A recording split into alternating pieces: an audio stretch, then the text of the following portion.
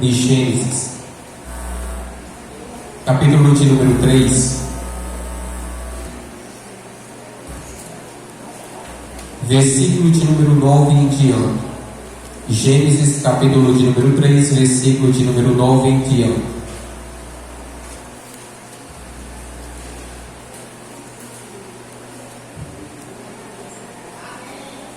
Quantos acharam? Digam glória a Deus. Diz assim: e chamou o Senhor Deus a Adão e disse: onde estás? E ele disse: ouvi tua voz soar no jardim e temi, porque estava nu e escondido. E Deus disse: quem te mostrou que estavas nu? Comeste tu da árvore de que eu te ordenei que não comesses? Então disse Adão: a mulher que me deste por companheira, ela me deu da árvore e comi. Torno a repetir o versículo de número 9. E chamou o Senhor Deus a Adão e disse: onde estás? Salve os irmãos com a paz do Senhor Jesus. Espírito Santo, ó Senhor, nós precisamos de Ti, Senhor. E é por isso que eu te peço, guia-nos no mínimo detalhe, Senhor. E eu também te peço outras coisas, Senhor. Abre, pois, as portas dos céus sobre este ambiente, Senhor, e desce uma nuvem de glória, Senhor. De tal maneira que aqueles que estão aqui venham sentir a Tua presença, Senhor, e ninguém venha sair igual, Senhor, mas venha sair tocados e tocadas pelo poder da Tua palavra. Em nome do Senhor Jesus, Pai. Envia anjos nesse lugar, Pai. E o que Teu nome seja glorificado em nome do Senhor Jesus. E a igreja diz: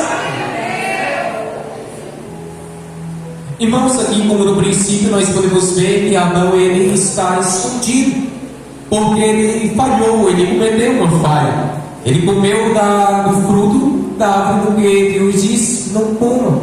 E Adão infelizmente comeu. Ele cometeu essa falha, ele cometeu esse erro.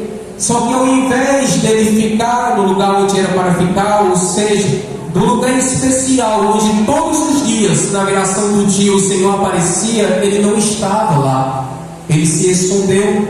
E esse já começou a ser um erro dele, porque o pecado faz exatamente isso. O pecado afasta o homem de Deus. O pecado faz com que o homem se envergonhe tanto, ou se despreze tanto ao ponto de saber que a santidade de Deus vale mais. E por causa disso, Adão agora foge da presença do Senhor. E quando o Senhor desce como costume, Adão não estava no lugar onde ele era para estar. Ele agora está em outro lugar. E é preciso Deus dizer: Adão, onde tu estás?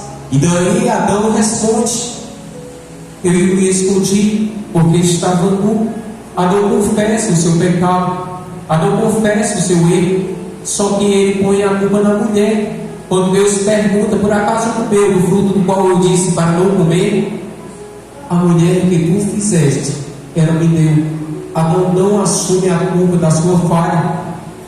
Deus logo pergunta à mulher, a mulher coloca a culpa na serpente, e nenhum dos dois toma atrevimento de fazer uma coisa que o Senhor esperava que queria: assumir a culpa. Porque tem muitas pessoas que se afastam do Senhor, mas não assumem a culpa dos seus erros. E aí começa já a pregação. Tem muitas pessoas que se afastam do Senhor por um só motivo: porque não confessam e não deixam os seus erros. O ser humano ele só se afasta do Senhor a partir do momento em que ele não confessa e deixa seus erros. Porque Provérbios diz, Provérbios capítulo de número 28, versículo de número 13, nos garante algo: aquele que lhe encobre os seus pecados não prospera. Todavia aquele que confessa os seus pecados e deixa alcança misericórdia da parte do Senhor. É por isso que a graça nos alcança, porque a partir do momento em que nós resolvemos confessar as nossas culpas a Deus e deixar os nossos pecados, eis que nós começamos a ter uma vida íntima para com o Senhor. Porque tem muitas pessoas que abrem a sua boca para dizer: eu creio em Deus, eu acredito em Deus, eu tenho fé em Deus, eu amo a Deus, mas com suas atitudes provam totalmente o contrário. Eu aprendo uma coisa desde hoje: a fé, ela produz ação. Então aprenda algo antes de sair daqui hoje: a tua fé tem que produzir ação. Então não adianta você dizer que a sua boca que ama a Deus, que obedece a Deus, que dá tudo por Deus, e que com suas atitudes não consegue nem vir à casa do Senhor, não consegue nem orar, não consegue nem colocar os joelhos no chão, não consegue nem abrir uma Bíblia para ler, não consegue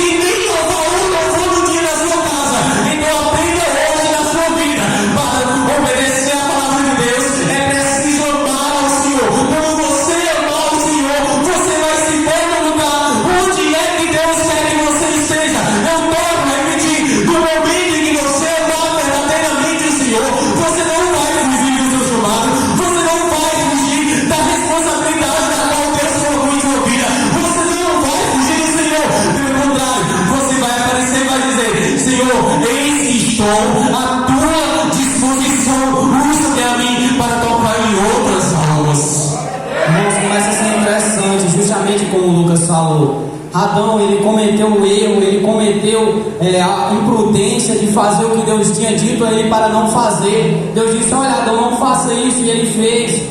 E quando Deus veio a ele, como já era de costume, Adão se escondeu, Adão se afastou de Deus, Adão se ocultou do Senhor. E começa a ser interessante, por quê? Porque, Júnior, nós podemos olhar e dizer: ah, Júnior, mas o arrependimento, se ele tivesse confessado, poderia ser diferente. O filho pródigo, vamos usar de exemplo o filho pródigo. O filho pródigo, por uma imprudência dele, o que ele faz? Ele escolhe se afastar do pai. O filho pródigo, por uma imprudência, ele escolhe sair da casa do pai e levar a herança, levar com tudo aquilo que o pai conquistou e deu a ele. Parte dele, o que acontece? O filho pródigo decide sair. E quando ele sai, ele começa a desperdiçar, ele começa a destruir tudo aquilo que o pai deu, ele começa a jogar fora. E olha o interessante aí, porque ele olhou e disse: voltarei eu para a casa do meu pai, voltarei eu para onde está o meu pai. E voltando o filho pródigo, ele chega lá e diz: pai, pequei contra os céus e contra o Senhor, pequei contra o Senhor e contra os céus. Ou seja, irmãos, começa a ser interessante, mas sabe o que o pai fez? O pai olhou para ele e disse: olha, traz a melhor sandália, traz a melhor roupa, traz o melhor animal, o melhor bezerro cevado, bom para o meu filho que estava morto e reviveu, para o meu filho que estava perdido e foi achado. Esse é o amor de Deus para cada um de nós. Mas para que isso venha a acontecer, nós temos que confessar muitas das vezes os nossos erros, nós temos que dizer muitas das vezes os nossos erros e não encobrir, não querer botar a culpa em Deus e se afastar do Senhor, mas fazer como o filho pródigo. Porque mesmo tomando uma decisão errada, mesmo destruindo, desperdiçando todo o dinheiro que o pai tinha dado, toda a herança, ele voltou arrependido, ele voltou, mas ele já voltou querendo ser um servo. Ele disse: eu já não mereço mais ser filho, eu vou voltar pedindo para ser um servo. Mas começa a ser interessante, não pode ser servo aquele que o pai já declarou que é filho. Olha só que interessante, não tem como ser servo aquele que o pai já olhou e disse: você é filho, você é escolhido. E cada um de vocês que está aqui nessa noite é filho, irmãos. Então não se esconda, não fuja do chamado que Deus preparou para a vida de cada um de vocês. Não deixe que o pecado te afaste de Deus, mas se aproxime dele, confessando os seus erros, confessando tudo aquilo que você fez que entristeceu a ele. Irmãos, aprenda uma coisa de suma importância. O filho pródigo, quando ele vai se afastar da sua família, quando ele vai se afastar do pai, ele não se afasta de uma vez. A palavra ela deixa clara em Lucas capítulo de número 15: e passado alguns dias, ele aprontou as suas coisas e partiu. Ou seja, esses dias, agora eu vou te dar uma explicação bem rápida. Vou te explicar o que é esses dias. Esses dias para nós é exatamente isso que eu vou falar agora. É o momento em que você vai se afastando do Senhor aos poucos. Porque ninguém se afasta do Senhor no estalar de Deus. Ninguém se afasta do Senhor de repente. Vai parando aos poucos. Vai perdendo o desejo de vir à igreja. Vai perdendo o desejo da leitura bíblica. Vai perdendo o desejo de orar. Vai perdendo o desejo da palavra de Deus. Vai perdendo o desejo de louvar. Vai perdendo o desejo de detalhe por detalhe. Ou seja, já não é mais a mesma coisa. Pode até fazer aos poucos, mas já não faz mais com aquela alegria. Pode até fazer aos poucos, mas já não faz mais com aquela intensidade. Aprenda, se você não faz algo de amor para com Deus, o Senhor não recebe. O Senhor ele só recebe algo que é feito por amor. Aquele filho não tinha intimidade com o pai. Ele só tinha o título de filho, mas ele não tinha intimidade. Porque se tivesse intimidade, ele não sairia de sua casa. Mas o pai